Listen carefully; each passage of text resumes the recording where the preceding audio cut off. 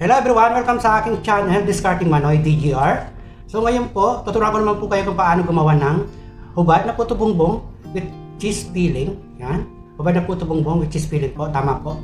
So, kung narinig nyo, kakaiba na naman siya. So, yun naman ang menu ni Diskartengmanoy. So, bago ko pagpatuloy ang aking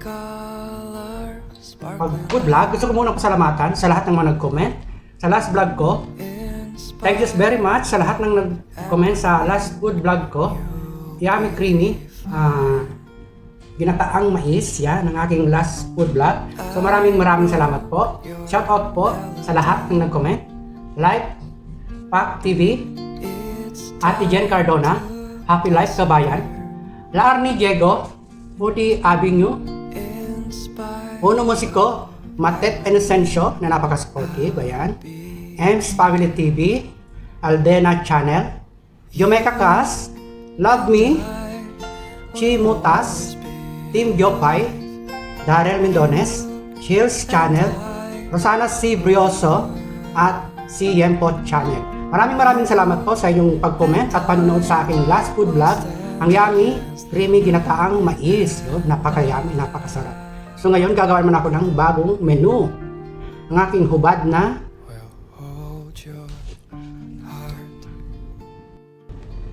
na puto bumbong with cheese filling. Yan, napakasarap.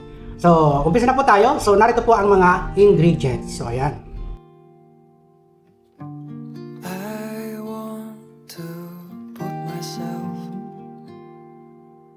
So, let's start na po. Ito po ay 1/2 cup na glutinous flour, saka 1/2 cup na rice flour. Naghalo ko. So, gagawa tayo ng dough. Lalagyan natin ng asukal para may tamis yung dough niya. So, lalagyan ako ng 3 tablespoon. Ayan. Haluin lang natin ito.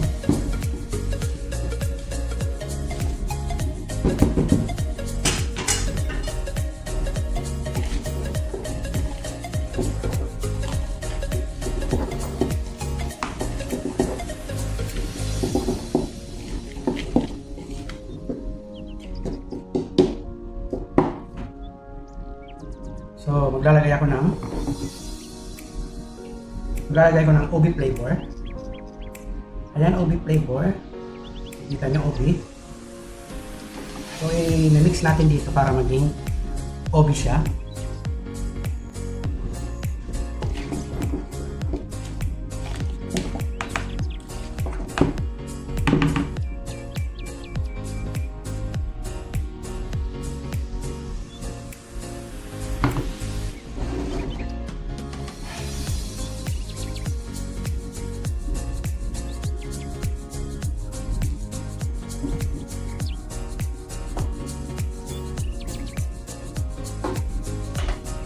So ayan yung tubig. Haluan ko siya ng ubi flavor. Saka natin gagawin doon.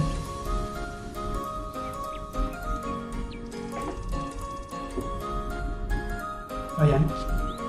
I-mix natin.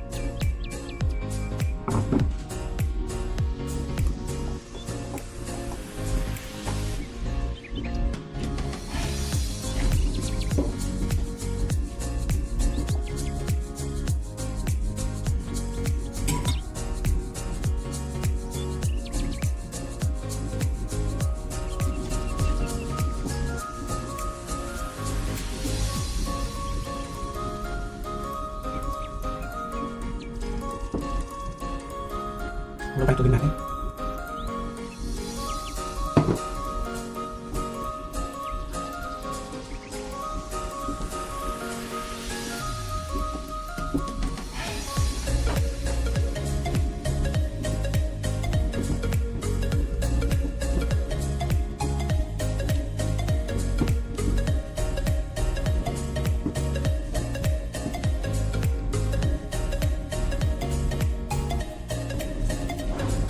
Medyo dry pa siya. So, lalagyan pa natin ng konting tubig.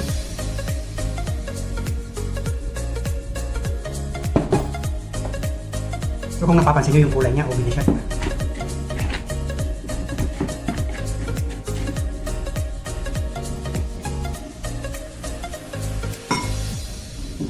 Ayan, pwede na to.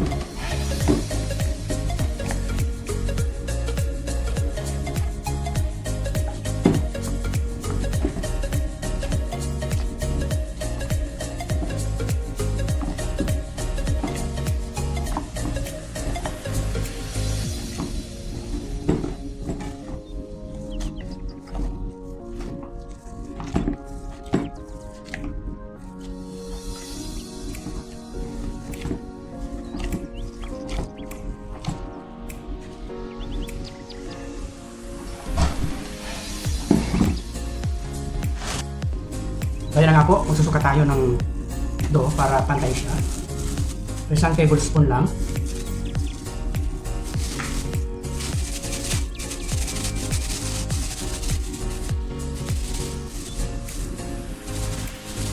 So, yan natin ang pahaba.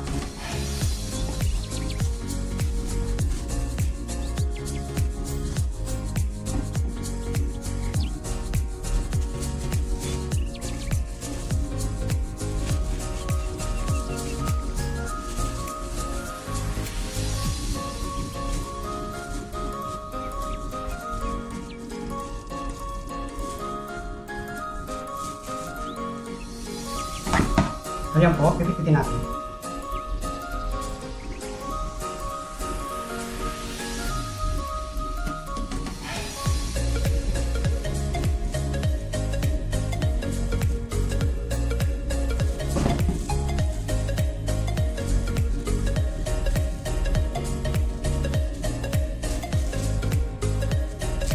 Bali, i-roll natin sa cheese.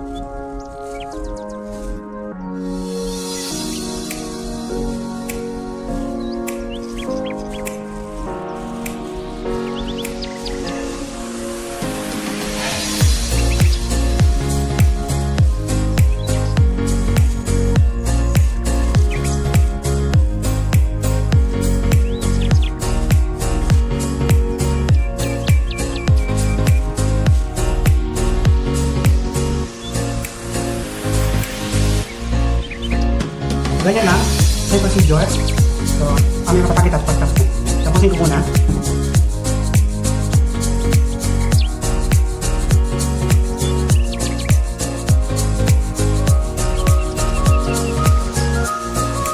So, next na gagawin natin ay kabalutin natin ito ng foil.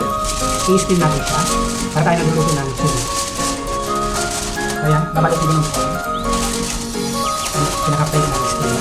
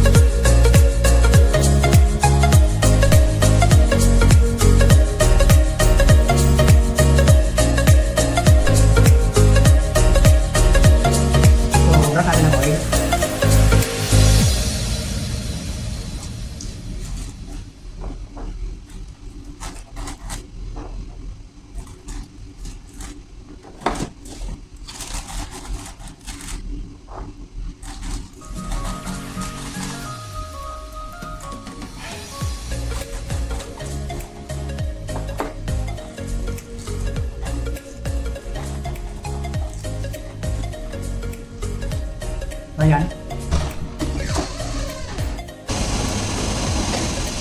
So ayan, kung napapansin nyo ay kumukulo na yung aking tubig. Ilalagay na natin yung ito, ilalagay ko na.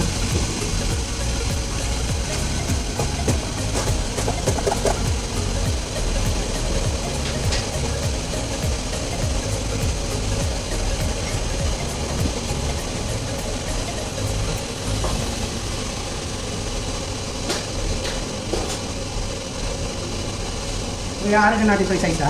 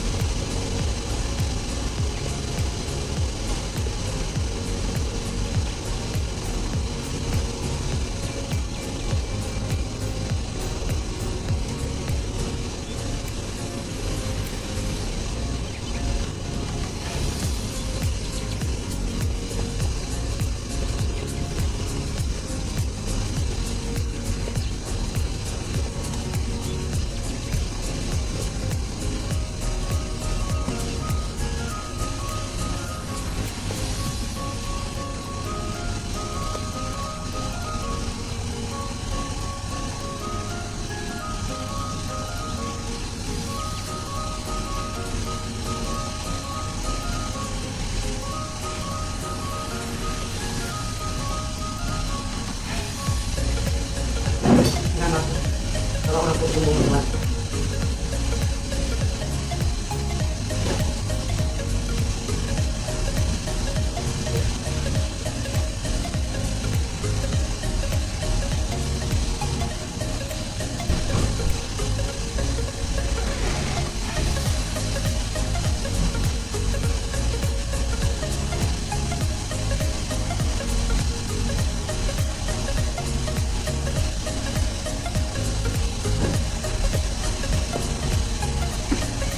So ayan, na-arrange ko na, tatakpan natin. Hintayin natin maluto. So ayan na nga po, titingnan natin kung luto na. So ayan, kung nakikita nyo, yung ating bubad na puto bumbong, luto na po siya. So pwede nating hanguin at palamigin. So ayan, tapos na tayo magluto. So next na gagawin natin, plating na. So ayan na nga po yung ating kinain na nyog. So in-steam ko po siya para hindi siya agad masira. Meron natin ng konting iodizer. So ayan, para hindi agad siya mapanis. Yan ang ating sikreto para magtagal ang life ng kinayod na nyo.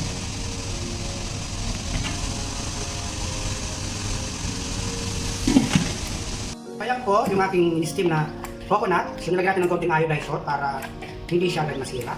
At saka in-steam po yung aking sikreto para kinayod na nyo. So hawa natin siya ng sugar. Sugar, hawa natin. So Ayan, kung nakita nyo, sugar. Masarap siya yan. Ako yung aking finished product na aking hubad na puto bumbong with spirit. So, ilalagay natin yung kanyang. Ito, pinaka-side dish niya, pinaka-sausawan. So, ayan.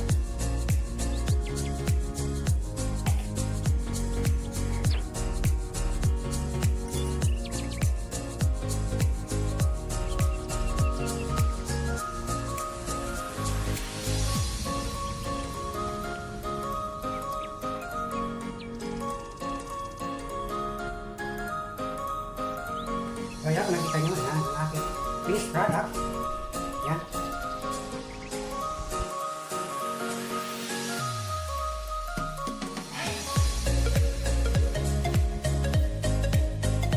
Aking cheese, yung aking, nakita nyo may cheese sa gitna. So yan, napakasarap. Yan, try natin.